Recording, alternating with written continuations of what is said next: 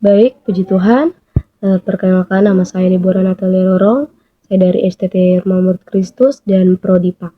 Di sini saya akan menjelaskan tentang irisan Alkitab dan tema yaitu kemuliaan Allah.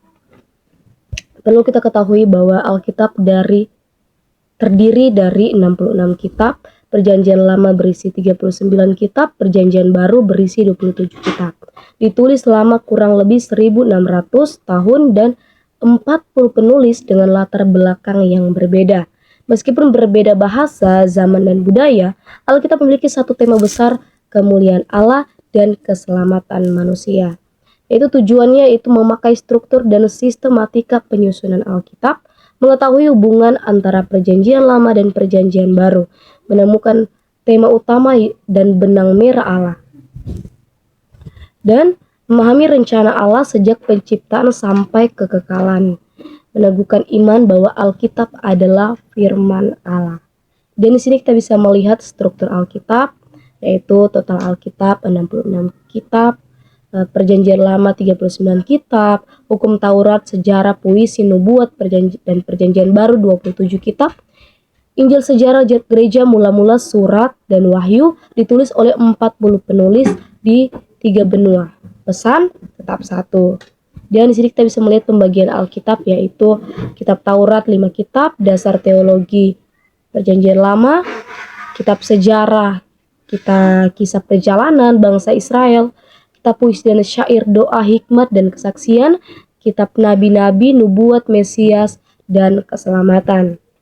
Di sini juga kita bisa melihat pembagian Perjanjian Baru, yaitu kitab Injil 4 kitab, kehidupan dan karya Yesus, dan selanjutnya kisah para rasul, gereja mula-mula, dan surat-surat dalam Paulus dan umum, pengajaran dan pembinaan iman, Wahyu, nubuat tentang masa depan dan kekekalan.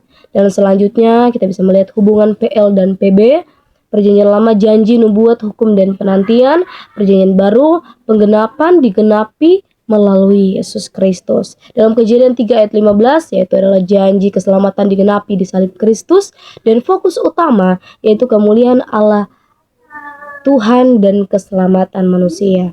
Tema utama Alkitab yaitu kemuliaan Allah sebagai pusat kisah, rencana keselamatan melalui Yesus Kristus, salib Kristus sebagai titik puncak Alkitab, dari Kejadian, Wahyu, satu cerita dan satu tujuan.